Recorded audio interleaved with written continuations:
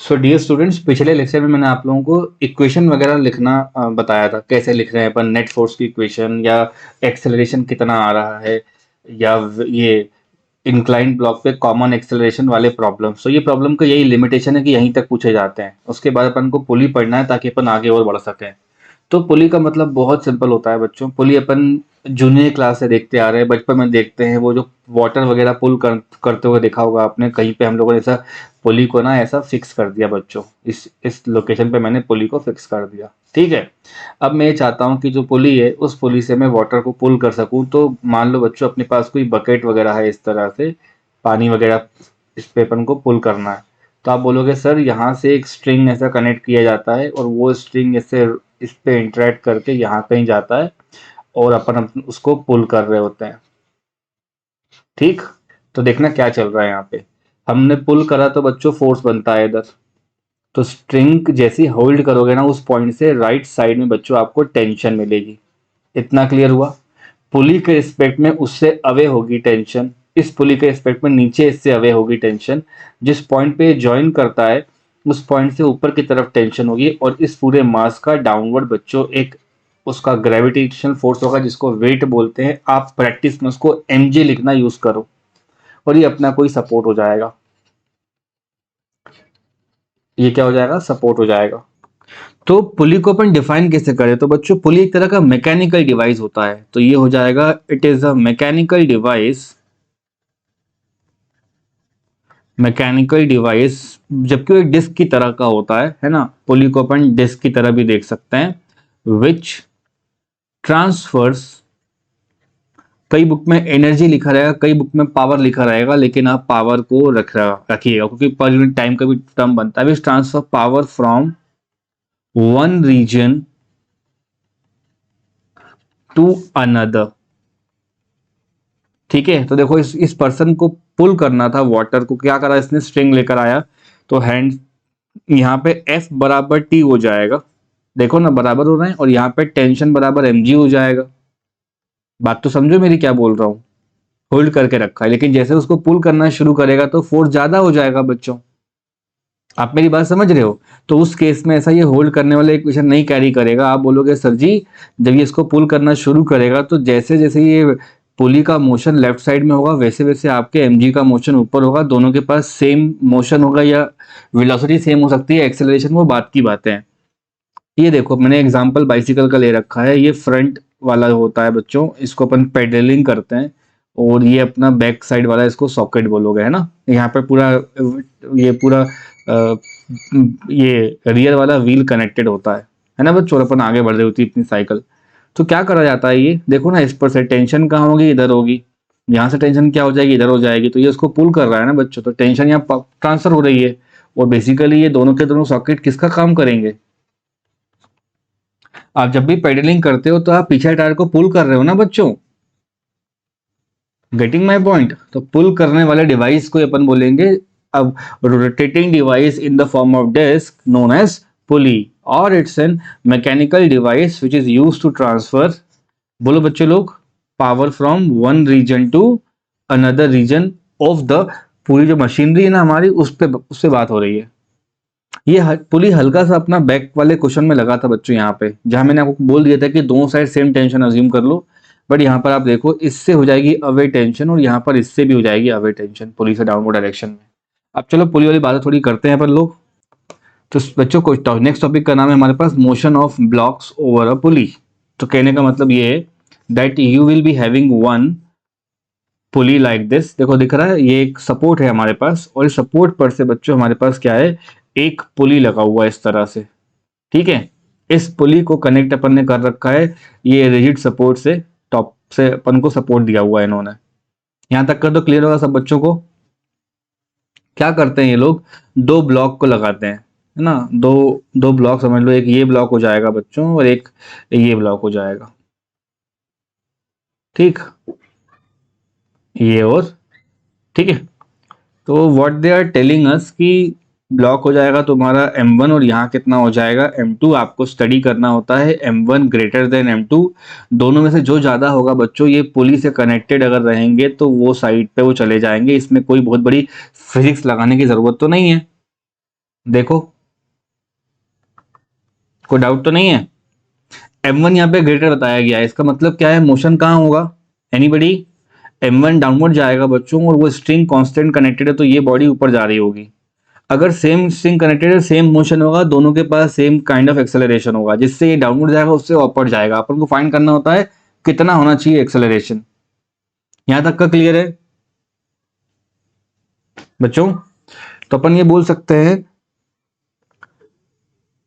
The tension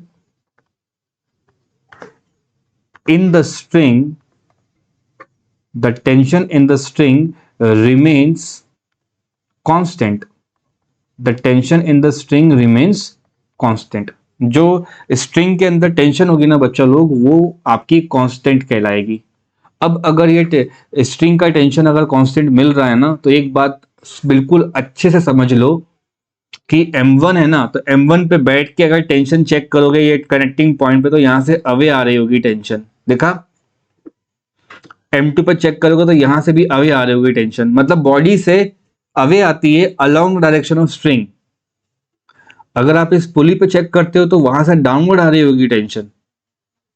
कई बार अगर आप लोग तब वो गार्डन में जा रहे होते हैं और वो पुली वाले कोई भी मतलब राइड को एंजॉय कर रहे होते हैं, जहां से वो टूट टूट जाता है अपने कनेक्शन से, तो वो टॉप से फूटता है ना बच्चों। तो ये दोनों के दोनों टेंशन यहाँ पर काम करेंगे। मेरे कहने का मतलब है एग्जाम में एक्सेलरेशन भी आ चुका है और ये भी आता है कि ऊपर जो जॉइंट है उस पर कितना फोर्स नेट लग रहा है। तो बोलोगे सर जी दोनों साइड से तो टेंशन लग रहा होगा डाउनवर्ड, नाम क्या होगा टेंशन का, टी और टी, और इससे मिल करके हमारे पास क्या लग रहा होगा, एक सेंटर से ऊपर की तरफ फोर्स लग रहा होगा। इसी को बोलते हैं बच्चों नेट फोर्स या नेट रिएक्शन कितनी पड़ रही है जॉइंट पे। ठीक है, आई बात समझ में, कितनी जॉइंट पे रिएक्शन पड़ रही है। तो यहाँ पे हो जाएगा नेट रिएक्शन बराबर किसके बराबर आना चाहिए, ये 2t के बराबर, है ना? चलो पहले क्वेश्चन को सॉल्व कर लेते हैं। मैं यहाँ लिखता हूँ for m1, pay attention everybody. m1 क्या कर रहा है, ये m1 का एफबीडी बन जाएगा आप लोगों से? तो बोलोगे हाँ सर बिल्कुल बन जाएगा। कैसे बनाते हो एफबीडी आप लोग, m1 के लिए बना के दिखाओ, यहीं नीचे कर लेते हैं। ये रहा बच्चों आपका m1। सबसे पहले क्या बनता है, नॉन क्वांटिटी में क्या हो जाएगा, m1 इंटू जी, और ऊपर क्या हो जाएगा बच्चों t। बॉडी कहाँ आ रही है, ऊपर या नीचे, डाउनवर्ड आ रही है। तो बताओ इन दोनों में कौन सी वैल्यू बड़ी होगी? तो बोलोगे सर जी m1g बड़ी वैल्यू होगी, माइनस टी कर लेंगे और बराबर करके नेट फोर्स कर लेंगे, इक्वेशन नंबर 1। सिमिलरली सेकंड वाली बॉडी को पढ़ोगे तो नीचे क्या आना चाहिए? तो बोलोगे सर m2g होगा। ऊपर कौन आएगा? तो बोलोगे सर t होगा। यहां तक का क्लियर है बच्चों? बॉडी कहाँ जा रही है? ऊपर। तो कहने का मतलब है यहाँ पर टेंशन बड़ी वैल्यू हो जाएगा। टग ऑफ वॉर गेम खेला है ना अपन लोगों ने, तो वर्टिकली इक्वेशन लिखनी है अपन को। बस बताओ यहाँ पे क्या करना चाहिए सेकंड बॉडी के लिए, फॉर m2 में क्या लिखूं यहाँ पे, t minus equals to net force, और नेट फोर्स का मतलब होता है मास इनटू एक्सेलरेशन। बच्चों यहां तक का समझ में आना चाहिए। इक्वेशन 1 2 को ऐड कर दीजिए फटाफट, और क्या आंसर आएगा मुझे बताइए।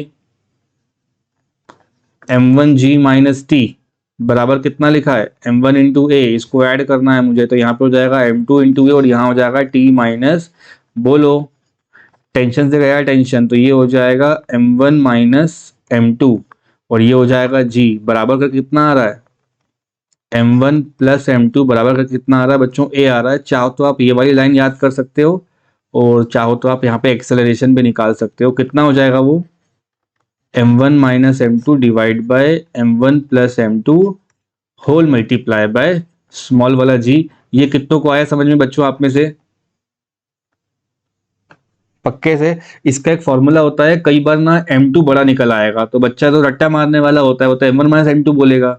लेकिन आपको याद ऐसे करना है, डिफरेंस ऑफ द मास, बोलो दोनों मास का डिफरेंस अपॉन दोनों मास का सम इनटू जी, ये आपका फॉर्मूला है और ये इस क्लास में प्रूफ करा हुआ फॉर्मूला है। अब मेरे को आपसे एक चीज पूछनी है, क्या एक्सेलरेशन आ गया है तो इस एक्सेलरेशन को फर्स्ट इक्वेशन में या सेकंड में डाल करके आप टेंशन निकाल सकते हो। ट्राई करिए। चलो बच्चे लोग, अपने पास क्या है, एक्सेलरेशन तो आ चुका है। अब इस एक्सेलरेशन को इक्वेशन 2 में रखना है, 1 में रखना है, कहीं भी रख लो, अपन को टी मिल जाएगा। मैं सेकंड में रख के पढ़ा रहा हूँ आप लोगों को, ठीक है? नेक्स्ट पेज पे चलते हैं और लिखते हैं इक्वेशन क्या है बच्चों, टी माइनस, बोलो T minus M two G बराबर कितना हो जाएगा, एम टू इंटू एक्सेलरेशन। कितना एक्सेलरेशन बच्चों, M one minus M two upon M one plus M two times बोलो जी। इतना क्लियर है? थोड़े बहुत ब्रैकेट्स वगैरह हटा दो यहां से, तो टेंशन कितना हो जाएगा, ये M two G right side में जाएगा तो हो जाएगा एम टू जी, है ना। इसको अंदर मल्टीप्लाई कर लो, कितना हो जाएगा ये m one M two minus इस एम टू को यहां पे रख के देखो तो हो जाएगा M two into m two into g. इतना आ रहा है समझ में सबको, है ना। और यहाँ कितना हो जाएगा एम वन, हाँ यहाँ पे जी आएगा एक और। देखो अब ना बच्चों एक एलसीएम ले लो आप लोग बस, ठीक है।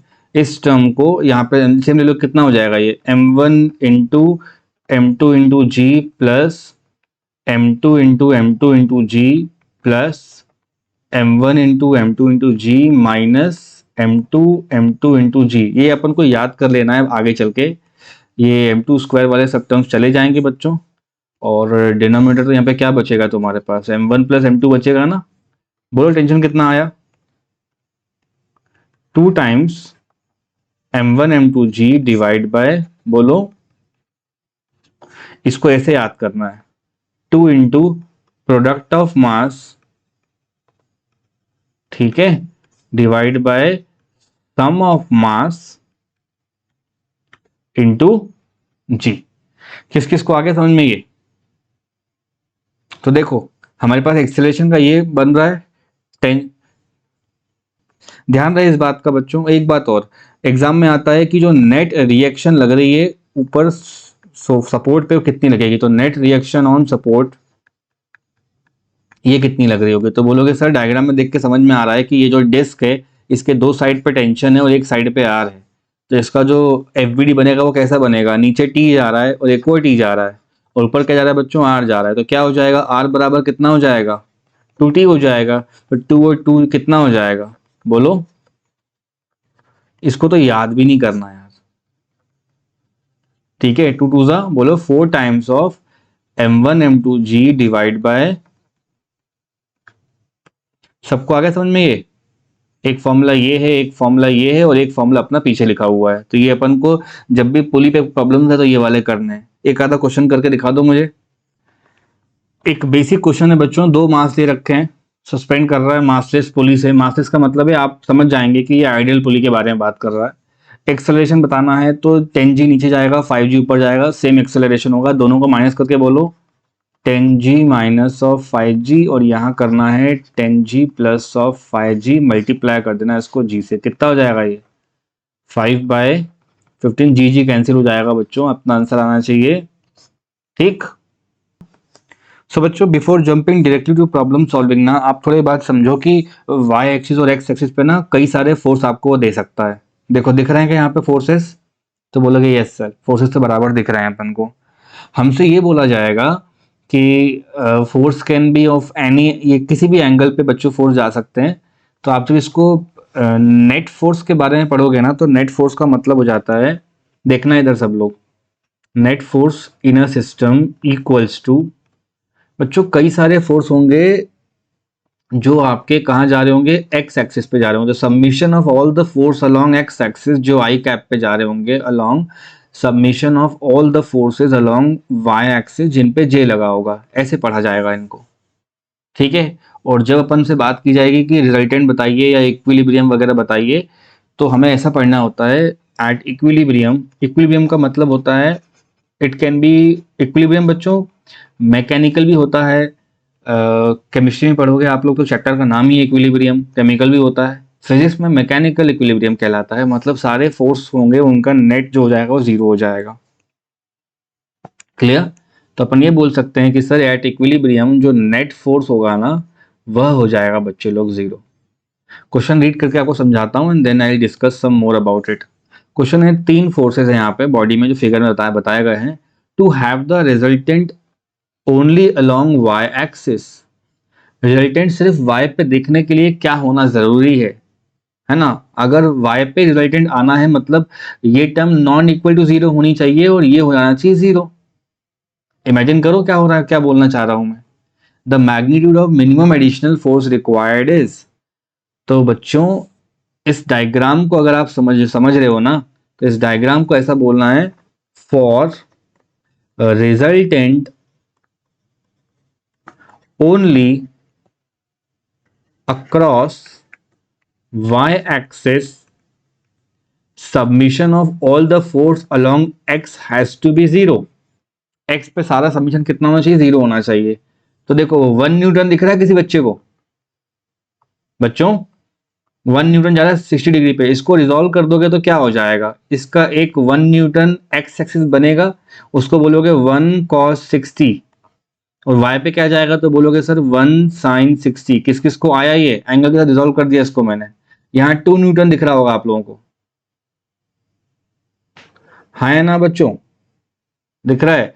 तो अगर ये एंगल 30 है तो इसके पीछे का एंगल भी कितना हो जाएगा, 30 हो जाएगा। देखो यहाँ पर 2 न्यूटन है, तो अगर मुझे इसको रिजॉल्व करना होगा तो बड़े आसान शब्दों में थीटा के साथ रिजॉल्व करते हैं, तो बच्चों ऐसे रिजॉल्व हो जाता है ये। यहाँ हो जाएगा 2 cos 30, 2 लिखा है और cos 30, और यहाँ कितना हो जाएगा 2 sin बोलो 30। क्लियर। और सुनिए ये 4 वाला जा रहा है, तो इसको रिजॉल्व करोगे ना आप लोग तो थीटा के साथ चला जाता है cos वाला, ये सिखाया हुआ है अपन ने। और इधर को ना जाएगा बच्चों तो 4 sin 30। अब मुझे बताओ एक्स एक्सिस पे कौन कौन लग रहे हैं फोर्सेस। तो एक्स एक्सिस पे एक तो ये लग रहा है, एक ये लग रहा है और एक ये लग रहा है। राइट, राइट और रॉन्ग। तो जो जो राइट साइड जा रहे होंगे उनको प्लस अवॉइड कर देना, और जो लेफ्ट साइड जा रहे होंगे उसको माइनस अवॉइड कर देना। और यही आपको लिखना है पेपर में, submission of all the force along x axis has to be zero. तो राइट साइड कौन जा रहा है तो बोलोगे सर 1 cos 60 गया है, और कौन गया है बच्चों, देखो 2 sin 30 गया है। क्लियर, देखो 1 cos 60 भी गया है, 2 sin 30 भी गया है। और पीछे कौन जा रहा है तो बोलोगे सर जी 4 sin 30 भी गया है। और इनमें अनबैलेंस को बैलेंस करने के लिए एक नया वेक्टर मैं बनाऊंगा, जो इस क्वेश्चन ने मांगा है कि वो क्या वेक्टर होगा जिसको एक्स एक्सिस पे बना देने से आपका बैलेंस हो जाएगा एक्स एक्सिस का मामला। तो उसका नाम बच्चों लेट से एक एक्स फोर्स रख लेते हैं, है ना। तो प्लस करके एक्स लिख लिया है, पीछे भी लिख सकते हो तो माइनस एक्स करना पड़ेगा उसको, तो डायरेक्शन दिख जाएगी उसकी। मैंने प्लस एक्सिस पे लिया हुआ है इसको, और बराबर करके बच्चों जीरो कर दिया है। ये एक लाइन आ गई, इस लाइन को सॉल्व करना है, अपना आंसर आ जाएगा। What is cos 60, anyone, it is 1/2 plus ये लिखा है 2 इंटू cos sin 30, तो ये हो जाता है 1/2 minus 4 times what is sin 30, पक्का 1/2, और ये हो जाएगा x, है ना, बराबर जीरो। कितना आना चाहिए बच्चों, ये तो हो गया 1, ये हो जाएगा 2। तो आंसर हो रहा है तुम लोगों का हाफ, और 1 कितना हो जाएगा 3/2, माइनस करके कितना लिखा है ये 2 प्लस ऑफ x। तो यहाँ बचना चाहिए बच्चों माइनस का हाफ, उधर चले जाएगा कितना हो जाएगा ये, बोलो 2 माइनस 1.5, इट शुड बी। तो 0.5 न्यूटन का अगर फोर्स लगा दोगे तो आपका मामला सेट है, एक्स एक्सिस से फोर्स न्यूट्रलाइज कर जाएंगे। तो जितने वाई के होंगे ना, ये और ये, तो ये उस बॉडी को केवल वाई एक्सिस पर ही मूव कराएंगे। और वही क्वेश्चन ने इनडायरेक्टली आपको बोला, या तो ऐसे जाएगा बॉडी या तो ऐसा जाएगा। अगर आपने एक x बराबर 0.5 इस सिस्टम को दे दिया। This is all about this question. Clear. चलो बच्चों नेक्स्ट पार्ट स्टार्ट करते हैं। नेक्स्ट पार्ट मतलब नेक्स्ट टॉपिक, तो ये हो जाता है मोशन ऑफ लिफ्ट, या बुक में बच्चों एलिवेटर प्रॉब्लम करके आता है, या मैन भी होगा और एलिवेटर भी होगा। तो इसको अपन नॉर्मल से भी पढ़ सकते हैं बच्चों, और अपन इसको टेंशन से ही पढ़ सकते हैं। तो पहले मैं आप लोगों को टेंशन से पढ़वा के दे रहा हूँ, ठीक है। किससे बच्चों, टेंशन से। तो जनरली इसका जो इंट्रोडक्शन वो कैसा रहेगा, आप सब लोगों ने कभी ना कभी लाइफ में एलिवेटर के अंदर पैर जरूर रखा होगा। नोटिस किया होगा आप लोगों ने बच्चों, एलिवेटर जब अपवर्ड जाता है तो अपन को अलग वेट महसूस होता है, और डाउनवर्ड आता है तो अलग वेट महसूस होता है। हम कभी वो राइड्स देने के लिए मेले में जाते हैं तो अपन को नहीं बहुत मज़ा आ रहा होता है, वो हाइट पे लेके जाएगा, लो पे लेके आएगा। तो बेसिकली अपन वो टिकट कलेक्टर को ना पैसे केवल अपने वेट कम ज़्यादा कराने के दे रहे होते हैं।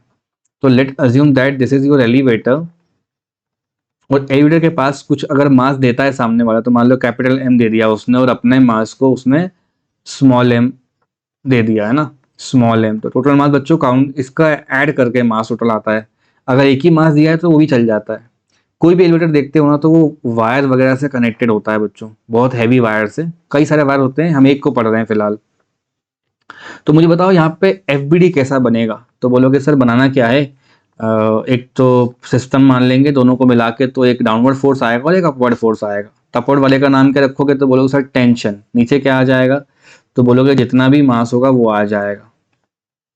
समझ में आ रही है क्या मेरी बात? अब हो सकता है कि आपकी जो लिफ्ट है वो अपवर्ड जा रही हो, ये उसकी किस्मत है, अंदर बटन जो प्रेस करा उससे समझ में आ जाएगा। हो सकता है वो बच्चों को डाउनवर्ड जा रहा हो। तो एग्जाम में कैसा पूछेगा आपसे सामने वाला कि डाउनवर्ड जाने पे वेट कितना आ रहा है या नॉर्मल कितना आया, बहुत सारी बातें आपसे पूछेगा वो। तो जब अपन टेंशन वाला पढ़ रहे होते हैं तो उसको अपन इस तरह अज्यूम करके चलेंगे कि अंदर एक मास है, ऊपर क्या है, टेंशन है। तो बॉडी ऊपर जा सकती है तो टेंशन बड़ा हो जाएगा, बॉडी नीचे आता है तो बच्चों बॉडी का मास बड़ा हो जाता है। कभी लिफ्ट में जाओगे तो देखना आप लोग, वो मोटर लगी होती है अंदर उसको मोशन कराने के लिए। तो मोटर मोटर क्या कर रही होती है, वेट रिलीज कर रही होती है और वेट वहां पे खींच रही होती है। तो पुल और पुश दोनों वो मोटर से हो जाता है बच्चों, है ना। चलिए अपन इसको क्वेश्चन को देखते हैं किस कैटेगरी में बनता है क्वेश्चन। मान लेते हैं सबसे पहला जो केस होता है बच्चों, ये हो जाएगा मूविंग, क्या लिखा है बोलो, अपवर्ड विथ वेलोसिटी कांस्टेंट। ध्यान रखना मैंने आप लोगों को पहले ही समझा दिया है कि वेलोसिटी क्या होगी, बॉडी की कांस्टेंट हो जाएगी। तो कहने का मतलब ये है that this is your container, और पूरे मास को अपन क्या मान लेंगे अभी हाल फिलहाल के लिए बच्चों, एक एम मान लेंगे। तो डाउनवर्ड क्या जा रहा होगा आपका? तो बोलोगे सर जी एम जी जा रहा है। और ऊपर क्या होता है? टेंशन। बॉडी भले ही ऊपर जा रही है और लेकिन बगल वाले ने ये लिख दिया है वेलोसिटी अगर कांस्टेंट है, तो हल्ला नहीं करना है भाई। अगर किसी मोशन में वेलोसिटी कांस्टेंट हो जाती है इसका क्या मतलब है? एक्सेलरेशन यहाँ पे जीरो हो जाएगा। इसका मतलब क्या है? इसका नेट फोर्स यहाँ पे जीरो हो जाएगा। इसका मतलब क्या है कि submission of all the force along Y axis करोगे तो टी ऊपर जा रहा है और नीचे बच्चों एम जी जा रहा है और वह हो जाएगा जीरो। डायरेक्टली आप बोल सकते हो सर जी टी बराबर एम जी आना चाहिए। ये कितना होता है? नेट फोर्स होता है ना बच्चों, तो मास इंटू एक्सेलरेशन। अब एक्सेलरेशन जीरो कर दूंगा तो क्या हो जाएगा? जीरो हो जाएगा। तो इतने बड़े ताम झाम की जरूरत नहीं होती है, टेंशन बराबर एम जी कर लिया करो, उतने अपने काम का है। अभी ये क्लियर हुआ? The same thing is applicable when your lift will be moving downward. Lift अगर डाउनवर्ड मूव करती है तो उसके पीछे पता है कारण क्या है?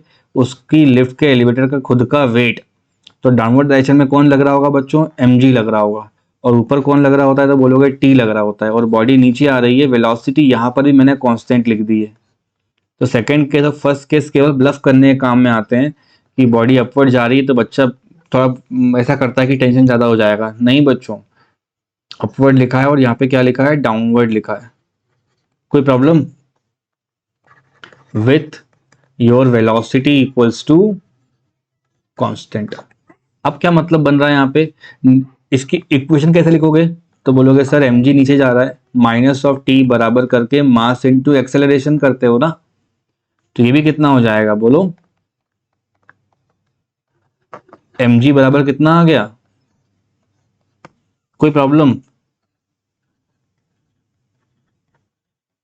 ये हो जाएगा वेट, है ना। एम जी मतलब वेट। अब डाउट ये आता है कि सर ये ऐसा कैसे हो रहा है? तो बेसिकली होता है ऐसे बच्चों, स्टार्टिंग में उसको एक्सेलरेट कराने के लिए फोर्स तो लगता है स्टार्टिंग मोशन में। मतलब अपन जैसे ही लिफ्ट के अंदर जाके 1 और 2 प्रेस करते हैं तो स्टार्टिंग कुछ सेकंड में अपन को जर्क लगता है, लेकिन जब वो कांस्टेंट स्पीड पे चलने लग जाता है तो अपन वो बच्चों अंदर स्टेबल हो जाते हैं। तो शुरुआती इससे नहीं होगी, शुरुआत वो एक्सेलरेशन से ही करेगा, लेकिन आगे जाके वो वेलोसिटी फिक्स हो जाने के बाद कांस्टेंट कर लेगा अपने आप को। ये वो वाला केस है बच्चों जहाँ पे फ्रिक्शन वगैरह बहुत चीजें इन्वॉल्व होती हैं। जैसे हम लोग को मालूम ना, हम कोई व्हीकल चलाते रहते हैं तो अपन लोग नहीं एक्सेलरेशन भी कर रहे होते हैं, बॉडी का एक फिक्स कर देते हैं तो बॉडी सेम स्पीड से आगे बढ़ रही होती है। नोटिस किया होगा आपने? इसका मतलब क्या है कि क्या इंजन काम नहीं कर रहा है, उसको आगे नहीं बढ़ना चाहिए। जितना भी फ्रिक्शन से लॉस हो रहा है हमारा एनर्जी का, वो सारा का सारा बैकअप हो जा रहा है इंजन के इंक्रीज से, तो दोनों नेट फोर्स बराबर हो जाएंगे और आपका जो वेलोसिटी आता है वो कांस्टेंट आता है। That is why it is achievable. कई सारे पैरामीटर्स होते हैं अगर लिफ्ट मूव करती है। हमारे सिलेबस में बहुत कंस्टेंट बातें लिखी हैं, तो अपन के पास क्या है, टेंशन बराबर अपन को बोल देना है सर जी टी बराबर एम जी होगा जब ये कांस्टेंट वी कहीं दिख जाए। एमसीक्यू में ये ढूंढा करो, ठीक है। वी अगर कांस्टेंट है तो ए कितना हो जाएगा, जीरो। एफ कितना हो जाएगा, जीरो। तो टी बराबर हो जाएगा एम जी। जो मेन चीज पूछी जाएगी वो ये हो जाएगी बच्चों, अगर आपका लिफ्ट है वो एक्सेलरेट कर रहा है अपवर्ड, बोलो, लिफ्ट एक्सेलरेटिंग अपवर्ड, ये वो पॉइंट है जब अपन लिफ्ट के अंदर एंटर करते हैं और तुरंत अपन कोई बटन दबाते हैं, तो आप देखा होगा लिफ्ट हल्का सा अपन को जर्क मारती है। नहीं आया समझ में? नीचे कौन जा रहा होता है बच्चों, एमजी जा रहा होता है। बोलो इक्वेशन कैसे बोलोगे, how do you right the equation? Lift ऊपर की तरफ जा रही है, एक्सेलरेशन तुम्हारा ए हो जाएगा। बोलो आंसर बोलो। टी ऊपर जा रहा है बच्चों, मोशन ऊपर की तरफ है, माइनस करके बोलोगे एम जी बराबर कितना हो जाएगा, ये नेट फोर्स लगेगा यहाँ पे, तो हो जाएगा मास इनटू एक्सेलरेशन। किस किस को आया समझ में ये? तो टेंशन कितना हो जाएगा, एम ब्रैकेट में आ जाएगा। और तो देखो 11th के बच्चे सब देखो यहाँ पे, ग्रेविटी में कुछ ऐड हो गया है, ग्रेविटी में कुछ ऐड हो गया है ना, तो ऑब्वियसली जो टेंशन होगी आपकी, टेंशन होगी वो ज्यादा होगी किससे, एमजी से। मतलब जब लिफ्ट ऊपर जा रही होती है या अपन मेले में जाते हैं, तो जो अपन को वेट महसूस होता है ना बच्चों, एपरेंट वेट कहते हैं उसको, वो ज्यादा होता है अपने खुद के वेट से, एक्चुअल वेट। तो जो अपन टिकट के पैसे पे करते हैं ना, वो वेट को अनबैलेंस करने के पे करते हैं। या तो अपन को ऊपर जा रहा होता है जब अपना राइड ना, तो अपन को भारी भारी लगता है, और नीचे आता है तो फिर अपना दिमाग खराब हो जाता है। तो उसका मतलब अपना एपरेंट वेट जो है वो कम होगा अभी नेक्स्ट वाले केस में। आपको ये पॉइंट भी याद रखना है, ये पॉइंट भी याद रखना है। और एग्जाम में तो केवल इतना बोलेगा कि एक्सेलरेशन मान लो 2 का है, तो 2 को यहाँ डाल देना, 10 + 2 12 हो जाएगा और आपका टेंशन मिल जाएगा। T is the tension in the string. अब बोलोगे सर टेंशन को एपरेंट वेट कैसे बुला रहे हो? तो बच्चों टेंशन एक तरह का रिएक्टिव फोर्स होता है और इलेक्ट्रोमैग्नेटिक फोर्स कैटेगरी में आता है। ये वो फोर्स है जो प्रीवियस वाले केस में टी बराबर एम जी लिखा है बच्चों, मैंने देखो यहाँ पे, ठीक।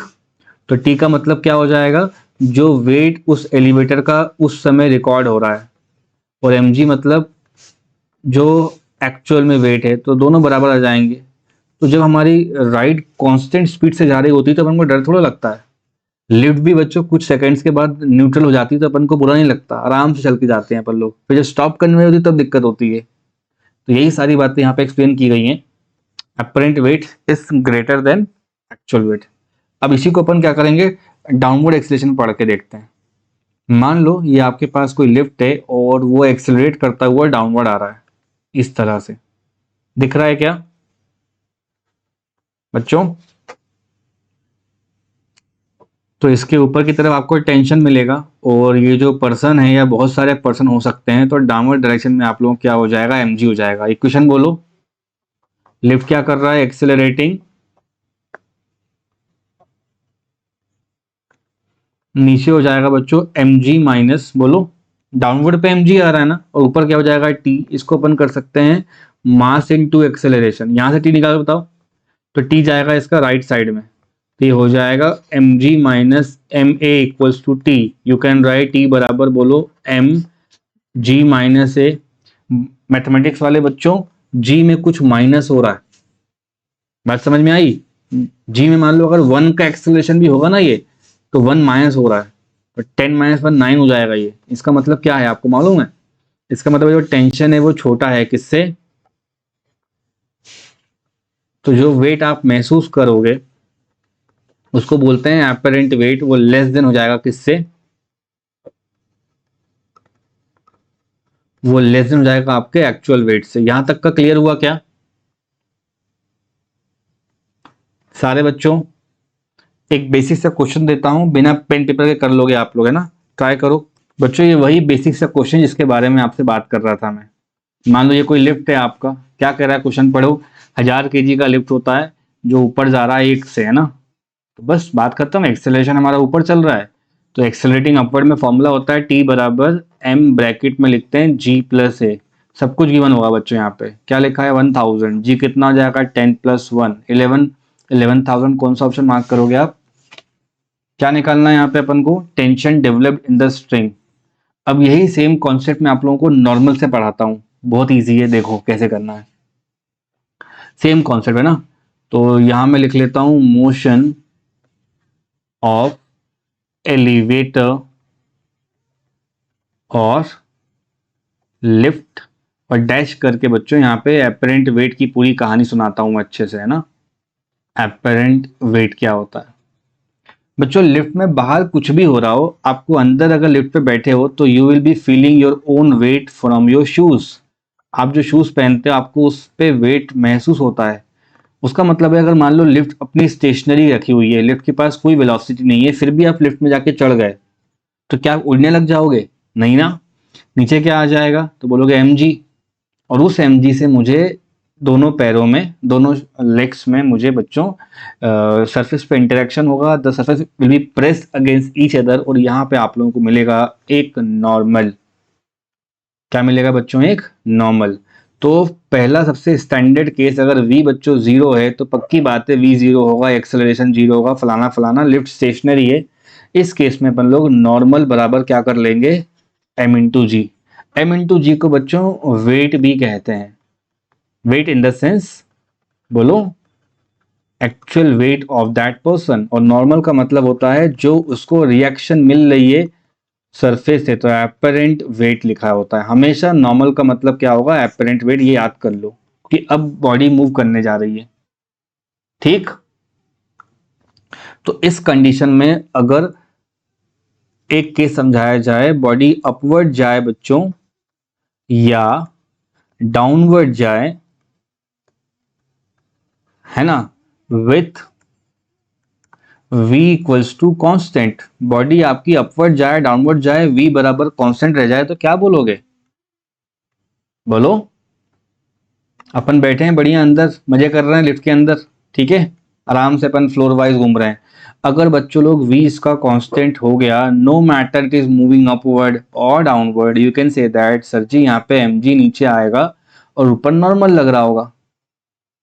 आया क्या? से अपवर्ड जा रहा हूं मैं, ठीक है, अपवर्ड में नॉर्मल ऊपर लग रहा है, तो नॉर्मल ज्यादा होनी चाहिए आपके हिसाब से। नॉर्मल माइनस mg बराबर नेट फोर्स कितना हो जाएगा? जीरो। तो नॉर्मल बराबर कितना हो जाएगा? बोलो। mg। इसको बोल देना सर जी अपरेंट जो वेट होगा वो किसके बराबर आना चाहिए। देखो कितना इजी चल रहा है क्लास में। सिमिलरली अगर मुझको डाउनवर्ड का पढ़ाना हो, ठीक, डाउनवर्ड में ये कर लेना भाई, mg माइनस टी बराबर जीरो, घूम फिर के वही कहानी आ जाएगी। बोलो आंसर बोलो। What is an apparent wait? What is mg? कोई भी परेशानी किसी बच्चे को? अब ना बच्चों किसी एलिवेटर को अपवर्ड में एक्सेलरेशन करते हुए देखो, तो जैसे जैसे ही अपन लिफ्ट में जाके वो बटन को प्रेस करते हैं ना बच्चों, और अपवर्ड जा रही होती है आपकी लिफ्ट, है ना, एंटर करके, यू विल सी दैट आपको हल्की जर्क लगती है। किसी किसी को लिफ्ट में जाने से फोबिया भी होता है, हमको लिफ्ट में बैठना ही नहीं है भाई, है ना। तो इस पर्सन के लिए बच्चों फिलहाल, है ना, इस पर्सन के लिए क्या हो जाएगा अगर ये अपवर्ड एक्सेलरेट करके जा रहा हो, और मैं यहाँ लिख देता हूं नेक्स्ट केस एक्सेलरेटिंग, बोलो,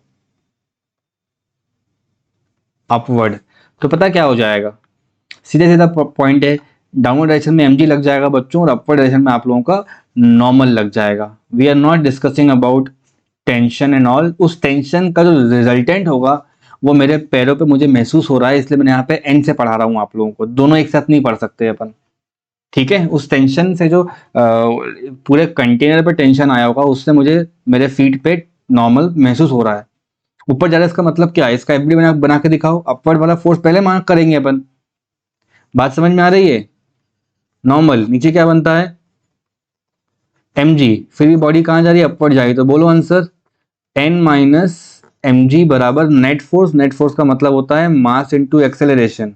बोलो नॉर्मल कितना हो जाएगा यहां से? तो mg में कुछ ऐड हो रहा है तब जाकर नॉर्मल आ रही, तो मतलब नॉर्मल क्या हो जाएगी, नॉर्मल किससे ज्यादा हो जाएगी बच्चों।